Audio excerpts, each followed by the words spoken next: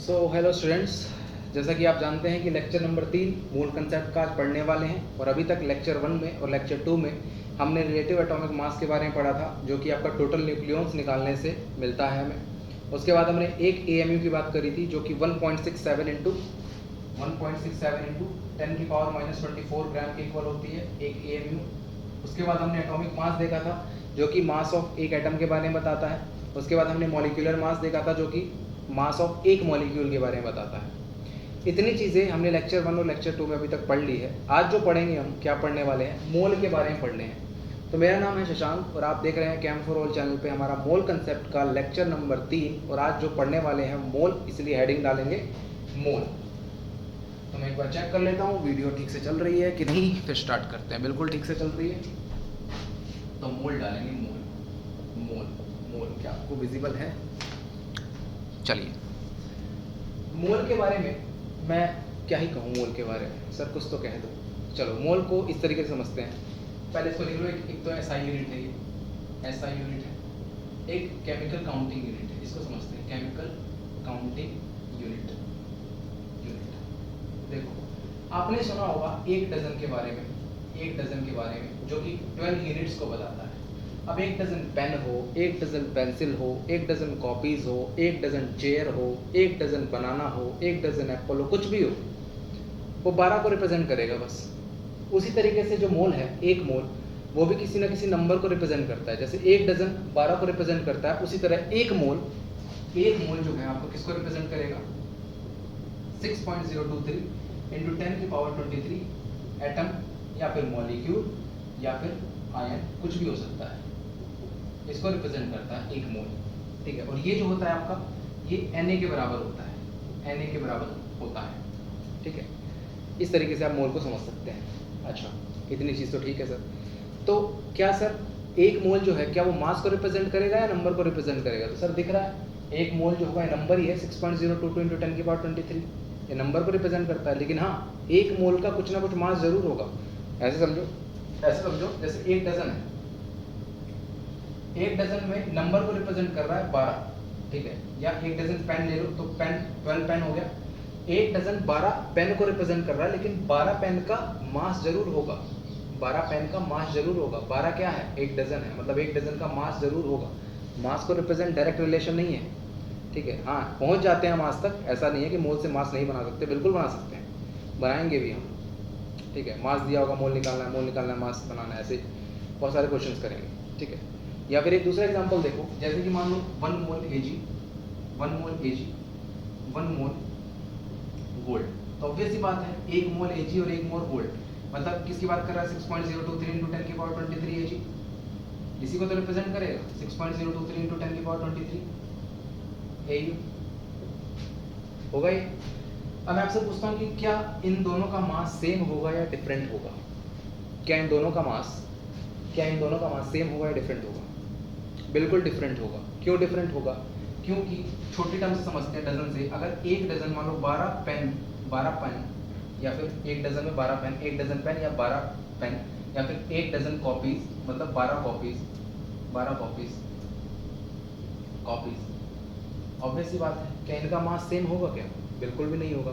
12 pen का मास कुछ और होगा, 12 कॉपीज का मास कुछ और होगा, 12 पेन का मास कुछ और होगा। ठीक है, हालांकि 12 किसको, एक डजन पेन है, एक डजन कॉपी है, एक डजन कॉमन है दोनों में, लेकिन 12 कॉमन तो है, लेकिन 12 पेन का और 12 कॉपीज का मास एक जैसा नहीं होगा। उसी तरीके से एक मोल Ag का और एक मोल Au का मास सेम नहीं होगा। ठीक है, ये सिर्फ नंबर को रिप्रेजेंट करेंगे। इतने नंबर होंगे इतना तय है, लेकिन मास सेम होगा? मास सेम नहीं होगा। मोल में नंबर सेम होंगे इनके। एक मोल Ag में नंबर इतने ही होंगे Ag के, एक मोल Au में नंबर इतने ही होंगे इनके, पर इनके मास डिफरेंट होंगे। ठीक है, कोई मास को रिप्रेजेंट नहीं करता, नंबर को रिप्रेजेंट करता है। चलिए, इतनी चीज़ समझ में आएगी आपको? ठीक है, बिल्कुल। अब देखो डेफिनेशन क्या कहती है। डेफिनेशन मैं आपको वर्बली बता देता हूँ। वो कहता है, बुक वाला जो बुक में लिखी हुई है डेफिनेशन, वो कहता है कि जो भी 12 ग्राम कार्बन में जितने भी एटम होंगे ना, वो एक मोल के बराबर होंगे। ऐसा 12 जो कार्बन 12 है उसको स्टैंडर्ड मान लिया उन्होंने। 12 ग्राम कार्बन में जितने भी एटम प्रेजेंट होंगे, 12 ग्राम कार्बन में जितने भी एटम प्रेजेंट होंगे उसको एक मोल कह दिया है। ऐसा बुक वाला कह रहा है, कार्बन 12 को स्टैंडर्ड मान के चल रहा है। ठीक है, हमने सीख लिया, हालांकि हम प्रूव भी करेंगे इस चीज़ को, लेकिन हमें क्या ध्यान रखना, एक मोल में इतनी से काम हो जाएगा। बुक वाली डेफिनेशन कोई नहीं पूछेगा आपसे, ठीक है। हालांकि वो बात बिल्कुल ठीक कह रहा है, अभी देखेंगे भी हम इसको, समझेंगे भी किस तरीके से कह रहा है वो, ठीक है। तो अभी हेडिंग डालिए फिलहाल ग्राम atomic mass, gram atomic mass, atomic मास, ठीक है। ग्राम एटॉमिक मास क्या होता है? सिंपल है, सिंपल है। क्या सिंपल है? देखो एटॉमिक मास जब हमने पढ़ा था बच्चों, तो क्या होता था ये, मास of one atom, one atom. जब ग्राम एटॉमिक मास का मतलब है मास of one mole atom, one mole atom. या फिर ये भी तो बोल सकता हूँ मास ऑफ 6.023 इंटू 10 की पावर 23 एटम, या फिर मास ऑफ 6.023 इंटू 10 की पावर 23 एटम का मास, मतलब एटॉमिक मास, एक एटम का मास, ग्राम एटॉमिक मास इतने एटम्स का मास, या फिर यूं कह लो मास ऑफ Na एटम्स। ये भी तो ठीक है, बिल्कुल ठीक है। तो निकालते कैसे? चलो, कार्बन अभी मैंने डेफिनेशन बताई थी, 12 ग्राम कार्बन में जितने भी एटम प्रेजेंट होंगे वो आपका मोल के बराबर हो जाएगा। चलो देखते हैं, ठीक है। हमने क्या पाया था कि 12 ग्राम, ऐसा पाया गया है जैसे डेफिनेशन के अकॉर्डिंग, जब 12 ग्राम था उसमें कितने एटम पाए गए? इतने ही एटम पाए गए, एटम्स पाए गए, ठीक है। और यही क्या बोल दिया गया? एक मोल के बराबर बोल दिया, एक मोल के बराबर बोल दिया। मतलब 12 ग्राम कार्बन में, ये कार्बन का है, ध्यान रखना कार्बन का है, 12 ग्राम कार्बन में इतने एटम पाए गए, उसको 12 ग्राम को एक मोल भी लिख सकते हो आप लोग, बिल्कुल लिख सकते हो भाई, इतने एटम ही तो मोल के बराबर होता है, ठीक है। चलो और देखो, 12 कार्बन, सॉरी 6 कार्बन 12, 6 कार्बन 12 इस तरीके से है, ठीक है। अब मैं कहता हूँ कि इसका एक मोल का मास बताओ, मतलब एक मास ऑफ वन मोल एटम बताओ, वन मोल कार्बन एटम बताओ, मतलब ग्राम एटॉमिक मास बताओ, या सिंपल लैंग्वेज में बोलो तो इस कार्बन का ग्राम एटॉमिक मास बताओ। तो कैसे बताओगे सर? एक एटम में तो आपने बताया था 12 AMU होता है, 12 AMU होता है सर, बिल्कुल होता है। तो मैं ये बोलूँ कि 100 एटम में कितना होगा? सर 100 को मल्टीप्लाई कर दो 12 में, और क्या, इतना आसान सवाल पूछ रहे हो आप हमसे। Na में कितना होगा? Na मतलब इतने में कितना होगा? तो ऑब्वियस सी बात है, जब 100 में मल्टीप्लाई किया 12 में, तो इसको Na से मल्टीप्लाई कर दो 12 AMU को। AMU कितना होता है? AMU हमने बताया था अभी कितना होता है, 1.67 इंटू 10 की पावर -24 ग्राम होता है। अब आप इसको सॉल्व करने बैठोगे, सॉल्व नहीं करना है जी, इसको 6.023 इंटू 10 की पावर 23 को, और इसको आप मल्टीप्लाई करोगे ना, इसको मल्टीप्लाई करोगे तो ये 1 के इक्वल आएगा। मतलब कि 6.023 इंटू 10 की पावर 23, इसको जब मल्टीप्लाई करोगे तो 1.67 इंटू 10 की पावर -24, इसको मल्टीप्लाई करोगे तो इसके 1 के अराउंड आएगा ये पूरा, और ग्राम दिया हुआ है तो 12 बचा है, और एक 12 इंटू 1 इंटू ग्राम क्या हो गया? 12 ग्राम हो गया।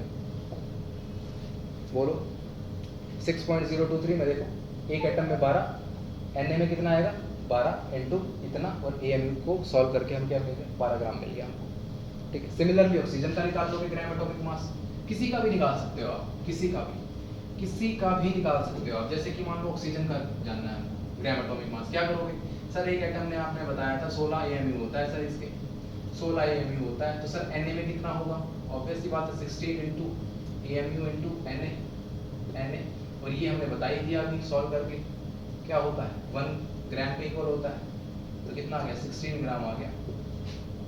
सोडियम का निकाल लो, सोडियम का कितना? सर एक एटम में आपने 23 AMU बताया था, एक एटम में 23 AMU बताया था, तो Na एटम में कितना हो जाएगा सर? 23 इंटू AMU इंटू में आपका Na, और ये हमने बता ही दिया 1 ग्राम के इक्वल होता है, तो कितना आ गया? 23 ग्राम आ गया इसका आंसर। बोलो कितना सिंपल है। मतलब कि अगर मैं आपको बात करूँ, एक बार मॉलिक्यूलर मास, ग्राम मॉलिक्यूलर मास और बता देता हूँ, उसके बाद आपको relative atomic mass, atomic mass, gram atomic mass, gram molecular mass, इन चारों में डिफरेंशिएशन आपको करना सिखा दूंगा, किस तरीके से डिफरेंशिएट कर सकते हो आप लोग इन चारों में, ठीक है। तो नेक्स्ट हेडिंग आप डालेंगे क्या? ग्राम मॉलिक्यूलर मास, यहीं पे बता देते। चलो इसको रब कर देते हैं, हमने डाल लिया होगा।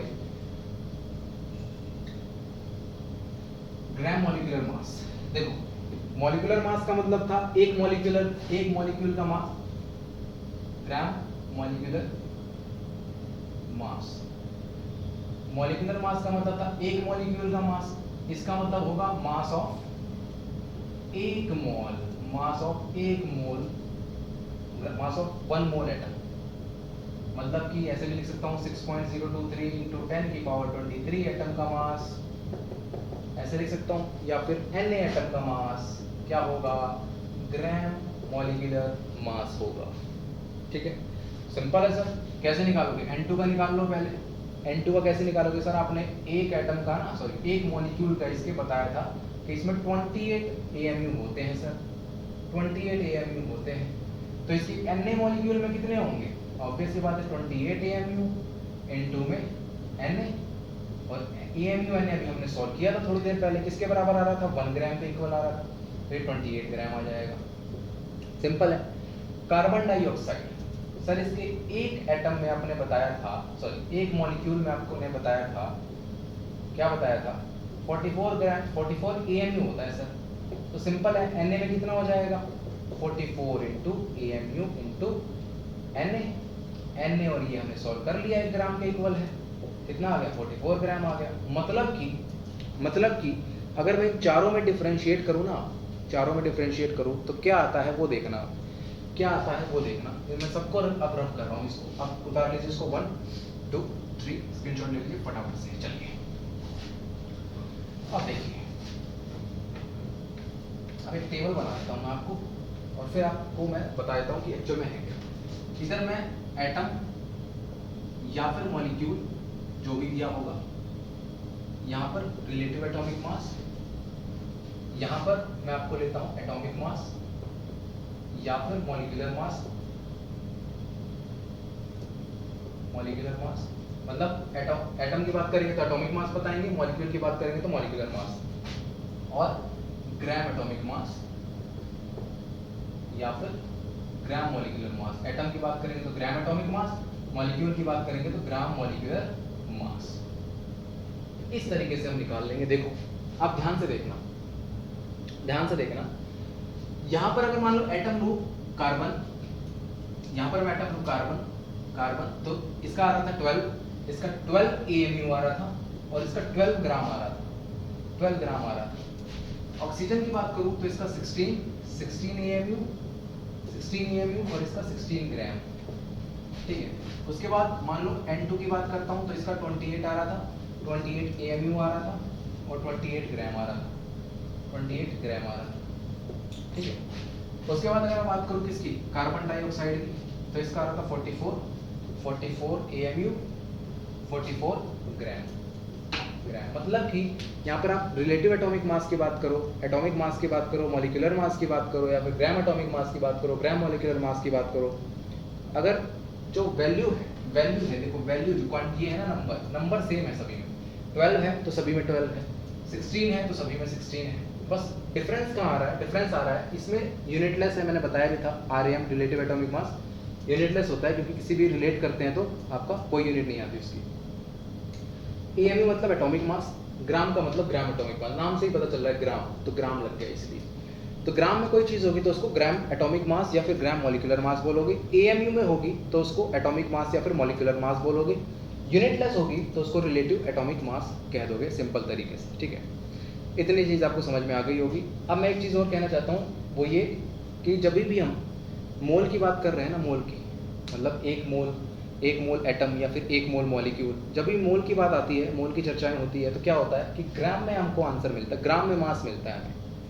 मतलब कि जब भी मोल की बात होगी तो मास किस में होना चाहिए, हमेशा ग्राम में होना चाहिए। या फिर यूँ कह लो कि अगर मास से मुझे मोल में जाना है तो मास मुझे ग्राम में करना पड़ेगा। अगर किलोग्राम में भी होगा मास या फिर मिलीग्राम में होगा तो पहले उसको ग्राम में चेंज करूँगा, फिर मोल पे जाऊँगा। ठीक है, किलोग्राम से डायरेक्ट मोल पे नहीं जा सकता, मिलीग्राम से डायरेक्ट मोल पे नहीं जा सकता, मुझे पहले उसको ग्राम में चेंज करना पड़ेगा, फिर मैं मोल पे जाऊँगा उस पर। ठीक है, क्वेश्चन करते हैं, उससे समझ में आएगा और ज़्यादा। इसको छाप लीजिए 1 2 3, चलिए, बहुत बढ़िया बहुत बढ़िया। एक बार फिर से चेक कर लें।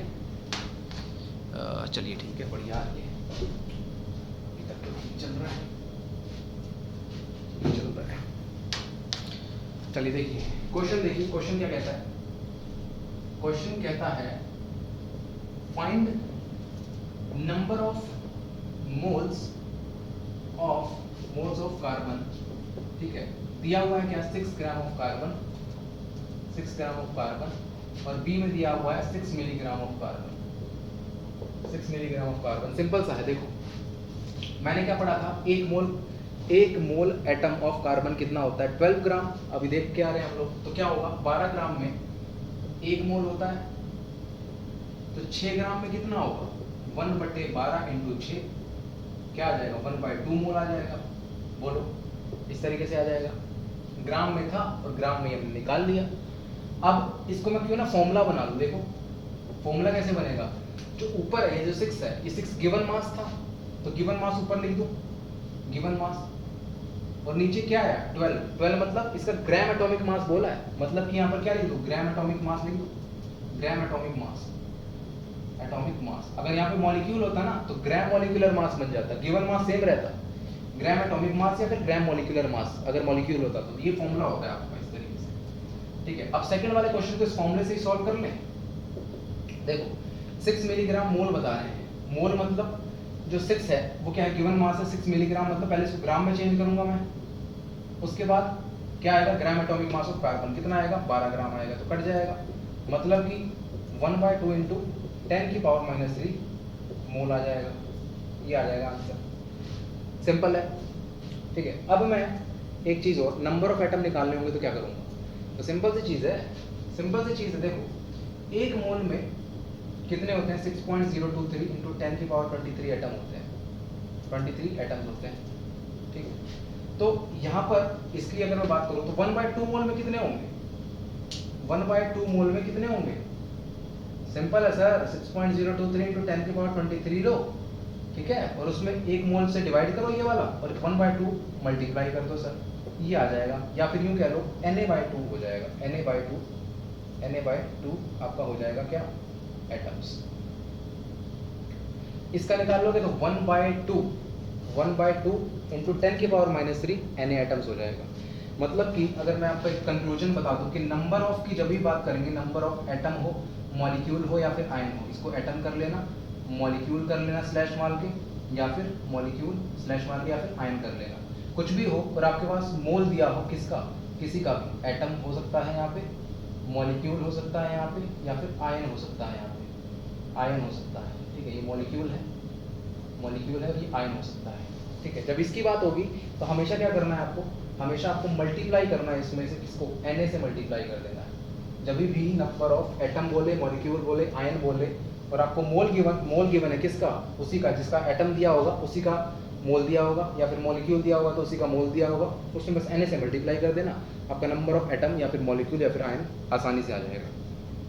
ये था मोल आपका छोटा सा पार्ट। अब इसमें एक वाई मैप पढ़ते हैं, लेकिन उसमें वॉल्यूम का आपको एक थोड़ा डिस्कस करना है, वॉल्यूम के बारे में बता के फिर आप मोल से वॉल्यूम, वॉल्यूम से मोल, या फिर आप मास से वॉल्यूम भी जा सकते हो, मास से नंबर ऑफ एटम भी निकाल सकते हो, या फिर वॉल्यूम से नंबर ऑफ एटम भी निकाल सकते हो, ठीक है। लेकिन नेक्स्ट लेक्चर में करवाऊंगा वो, एक वाई मैप बनेगा आपका बढ़िया सा उसमें, और एक तरीके से ट्रिक समझ लेना कि कुछ भी आपको निकालना होगा तो उस वाई मैप को पकड़ना और आपका आंसर आपके सामने होगा, ठीक है। तो उम्मीद करता हूँ कि ये जो आपकी वीडियो थी, लेक्चर था, आपको पसंद आई होगी, ठीक है। अगर पसंद आया तो इसको प्लीज़ लाइक करें, सब्सक्राइब करें, शेयर करें, और मतलब खूब फैलाएं इसको, बढ़िया तरीके से फैलाएं, अच्छे तरीके से शेयर करें, ठीक है। ऐसा नहीं कि अकेले अकेले पढ़ रहे हो, दूसरों को मौका नहीं दे रहे हो, ठीक है। दूसरों को भी मौका दो पढ़ने का, अच्छा कंटेंट है, बहुत मेहनत से बनाया जाता है इसको, ठीक है। चलिए तो अभी तक के लिए इतना ही, पढ़ते हैं नेक्स्ट क्लास में मोल के बारे में, वाई मैप, और उसके बाद क्वेश्चंस करेंगे और फिर हम अपने टॉपिक को आगे बढ़ाएंगे। तब तक के लिए धन्यवाद।